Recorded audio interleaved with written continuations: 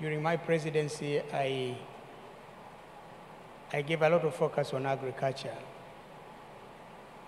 really because of the reality on the ground. First, of course, agriculture employs, we have almost 70 to 75% of our people live in rural areas, and they depend on agriculture for their livelihood.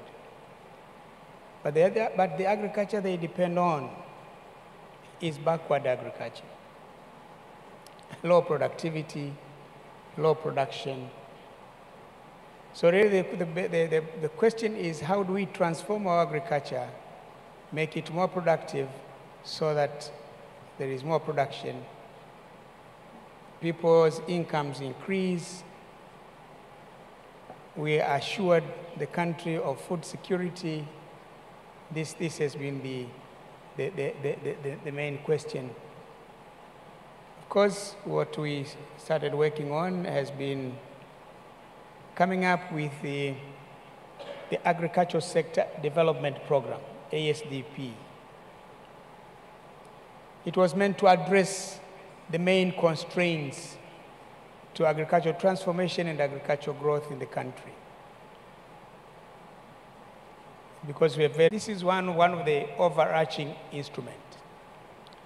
And I'm glad now the government is working on ASDP 2. Focus is, what are the main constraints? Looking at the infrastructure to support the agricultural sector, look at financing aspect to support farmers, look at the crop marketing systems, which have also been another program. But of course, in the budget for ASDP, over 60% of it is money dedicated to irrigation.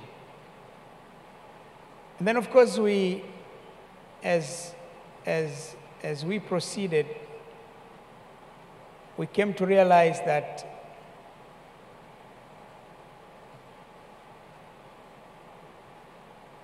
there is little involvement of the private sector in the transformation of Tanzania's agriculture.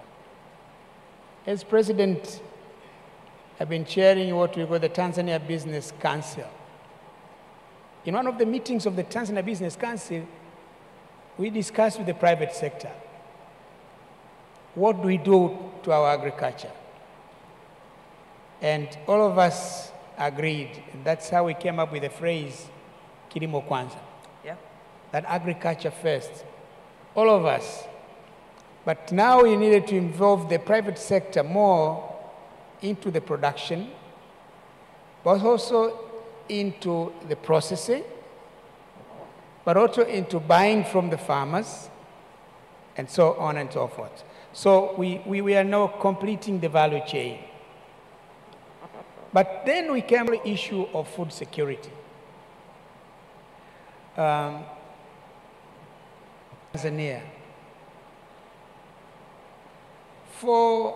At that time, 4 regions. Later, of course, I made them 6. 4 regions of Iringa, Mbeya, Ruvuma, and Rukwa. These are the food basket. These are the regions where we get all the maize and the rice we consume in the country. So we said, let's put our hand where our mouth is. Special focus to this. That's how we came up with the Southern Agricultural Growth Corridor of Tanzania, SAGCOT. Of course, a major component here has been support farmers, and when you talk about farmers, is smallholder farmers, because when we came up with SAGCOT, there's been a lot of misinformation, disinformation, that now is going to be land grabbing. You read in the media, the BBC, CNN, or New York Times. Well, it was a total misconception. We were really talking about how to help the smallholder farmer transform its agriculture from subsistence to a thriving business. So that's how we started with SACCOT. We brought in also, through Kilimo Kwanza, we also involved the private sector. But the aspect of the private sector has been, let there be large-scale farmers, but with smallholder outgrowers. The large-scale farmer supporting the smallholder farmer with the necessary inputs, the technology, the technical assistance, so as to increase productivity. Of course, climate change is a factor. I can say it's real. These days, rainfall is not reliable. When I was growing up,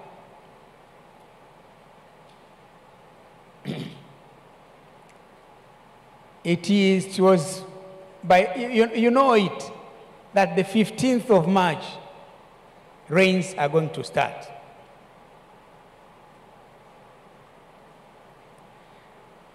The 30th of May, the long rains are going to end. 15th of October, the short rains will start. Mid-December, the rains are going to start. These days, that is not the case. Yep. 3 years ago, I plowed 40 acres. I'm a smallholder farmer. They don't believe that. Huh? No, why? No, not because I'm president. It is true I'm a smallholder farmer. I don't have a farm of 500 acres, no. I plowed 40 acres. The rains did not come. I did not plant. And then came the next season. I planted 20 acres, plowed 20 acres. The rains also did not come. In fact, I bought seeds from Bero Agro. I bought fertilizers, ready. We started arguing with my people assisting me in the farm. Let's plant. I said, don't plant. Let's plant, don't. I said, okay, fine. We also continue. Plant only 5 acres. We planted 5 acres. The rains came late. The maize crop got this level. The rains disappeared, and I lost everything. So climate change is real. We have to invest in research so as to get drought-resistant crops, resistant to pests and diseases. This is what we have done. We invested a lot on research. For the first time, this I'm going to conclude. For the first time, I made it mandatory that we set 1% of the national budget for research. And we spent a lot of this money in agricultural research. Because in the past, the government was not investing on research. It was the donors who were investing on research, and the donors had their own programs of interest, not our programs. Thank you. So it is now moving ahead. I think we are seeing some of the results of that. Thank you very much, Excellency, for taking us to your small farm, bringing to life the risks you are facing. 15 March is gone.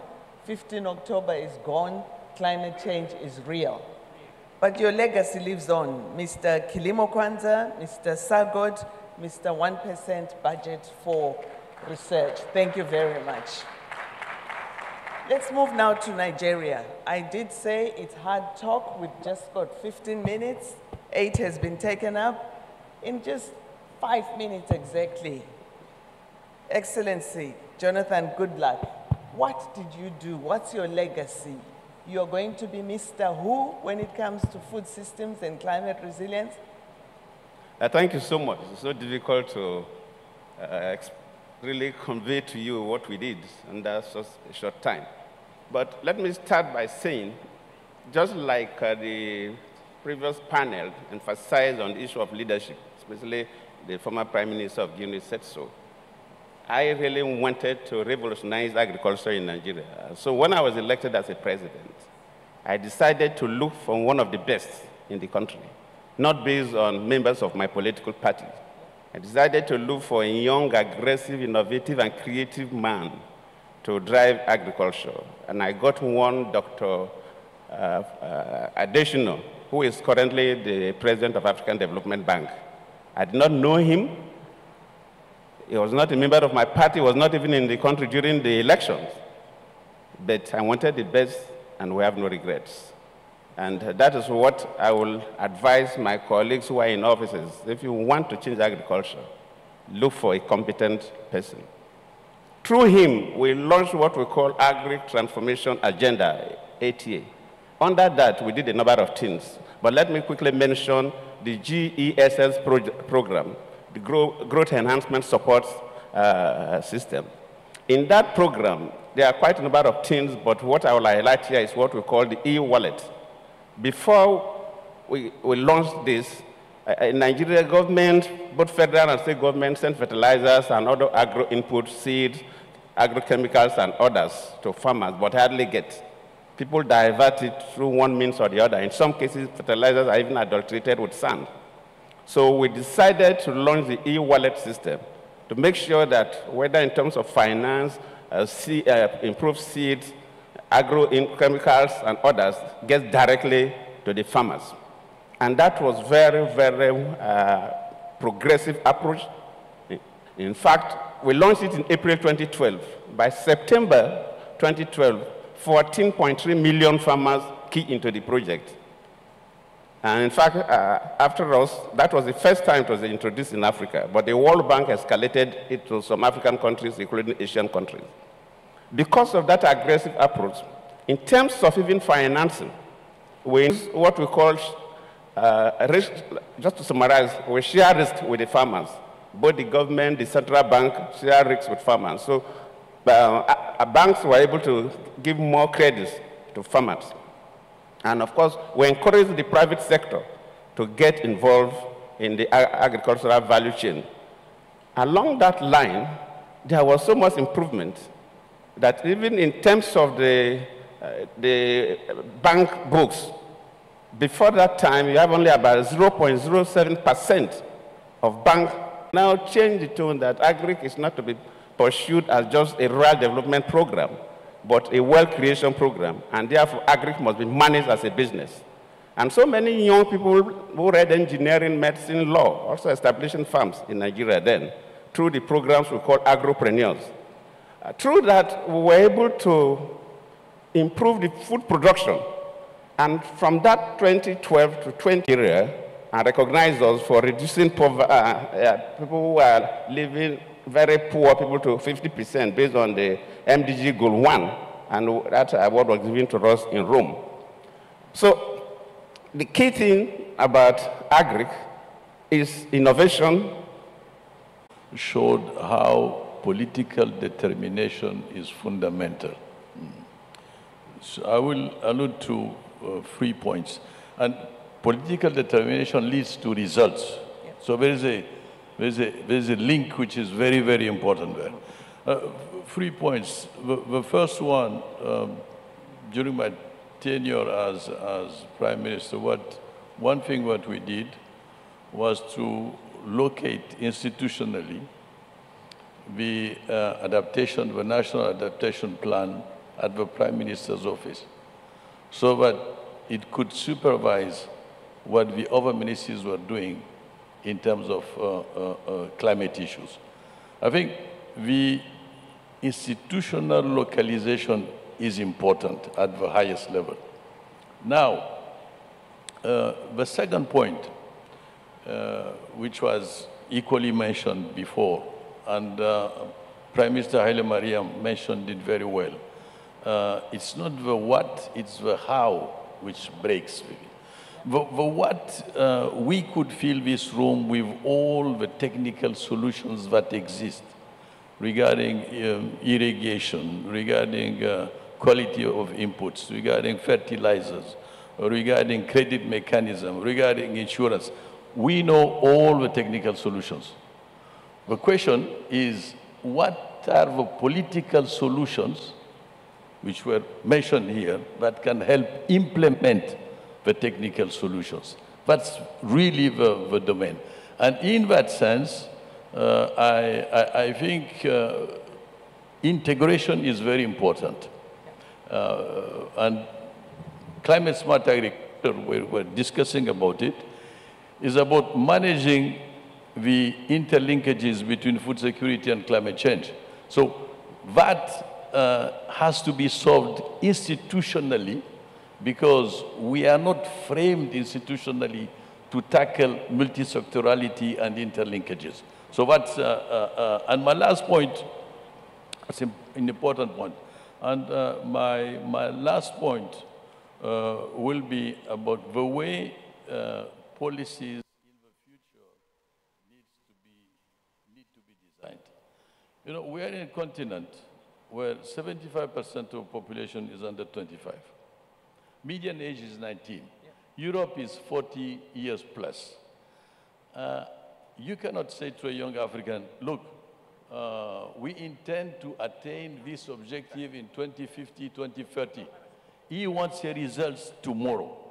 So the best way to really get him on board and have stability in terms of governance is to make them part of the creation of a solution. So co-creating the solution, co-creating the policies with the youth is important. And in the youth, evidently, you have women, which is, we say women and youth, but it's the concept I want to highlight is co-creating with them. Yeah. Thank you. Excellent. What we are hearing is freshness. We've done it in Tanzania, we've done it in Nigeria, we've done it in Niger, but going forward, don't leave behind the youth.